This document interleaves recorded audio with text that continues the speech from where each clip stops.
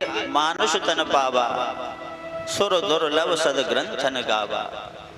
हम बड़े भाग्यशाली हैं जो सत्संग की हम सबको प्राप्ति हो रही है। सत्संग की बड़ी महिमा है।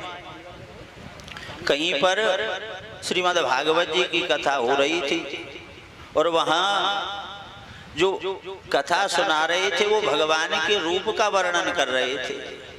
और कहीं से एक चोर किसी के यहाँ चोरी करके भाग रहा था, पीछे से उसके दौड़े दौड़े गांव के लोग आ रहे थे पकड़ने के लिए।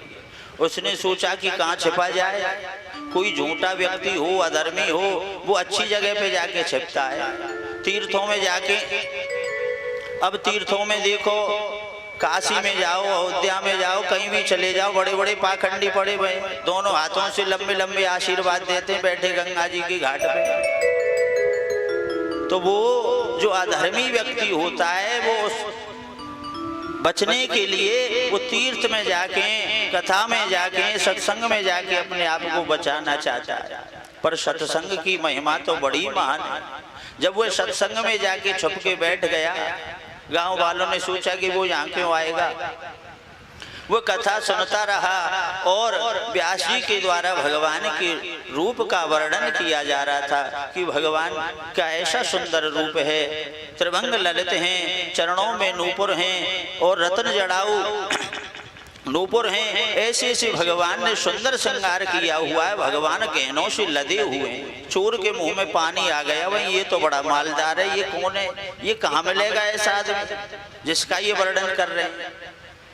अब उसने पूछा कथा समाप्ति के बाद कि बाबा अभी आपने जिसके रूप का वर्णन किया ये व्यक्ति कहाँ मिलेगा। बोले भैया वृंदावन जाओ, वृंदावन में मिलेगा। बोले अच्छा। वो विश्वास करके वृंदावन में आ गया। वो वृंदावन में आ गया और कई दिन तक वो जंगलों में भटकता रहा कि कहीं भी वो मिले, कहीं वो मिले। कभी किसी से पूछे कि भैया ऐसा व्यक्ति कहाँ मिलेगा। बोले भैया यहीं घूमता फिरता है, वो तो गैया चराता आता है, गैया चराता रहता है यहीं पर। तुम्हारे ऊपर अगर उसकी कृपा भई तो तुमको कहीं ना कहीं मिल जाएगा। चोर तो उसी लूटने के चक्कर में आया था कि इस पे बहुत मालदार है, इसका सारा माल छीन ले जाऊंगा, मिल गया था। अब वो कई दिन तक भटकता रहा। उसने भी मन में ठान लिया कि जब तक नहीं मिलेगा मैं भी अब जाऊंगा नहीं। 3-4 दिन हो गए, भूख प्यास से बेचैन हुआ। जब उसकी भगवान में उस रूप में लौ लग गई कि कब मिलेगा, ये कब मिलेगा, उसी वो श्याम सुंदर छवि को निहारता रहा और अपने मन ही मन में उस रूप को, छवि को बनाता रहा। और ठाकुर जी में ऐसी लगन उसकी लग गई कि उसका चिंतन बहुत ऊपर पहुंच गया। अब भगवान को आना पड़ा और उसी रूप में आके भगवान उसके सामने आ गए झाड़ियों में से। बोले अरे यही है। पकड़ लिया भगवान को। बोले जाने नहीं दूंगा, 4 दिन हो गए मुझको तेरी ताक में बैठा हूं मैं, अब तुझे जाने नहीं दूंगा। भगवान बोले कि भैया क्यों, क्या बात है।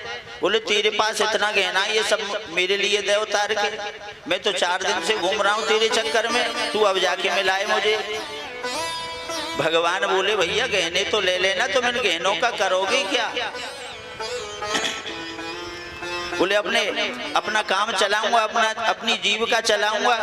जब वो वार्तालाप करने लगा भगवान से तो धीरे धीरे भगवान की रूप और रूप का जब प्रभाव देखा तो उसका हृदय शुद्ध होता चला गया और ऐसा शुद्ध हो गया कि प्रभु अब मुझे ये सोना चांदी आपके गहने कुछ नहीं चाहिए, बस मुझे आपके चरणों की भक्ति मिल जाए, बस मुझे ऐसा वरदान दो, मुझे ऐसी कृपा मेरे ऊपर करो कि मैं आपका सत्संग, आपकी कथा, क्योंकि आप तो मुझे कथा के द्वारा मिले हो, भगवान की कथा सत्संग ऐसा है जिससे भगवान की प्राप्ति हो जाती है सहज में। ज्यादा ध्यान नहीं लगाना पड़ता, ज्यादा हमें यज्ञ अनुष्ठान और समाधि नहीं लगानी पड़ती। सत्संग इतना सरल है, इतना सहज है कि मनुष्य को सहज में ही आनंद की प्राप्ति हो जाती है।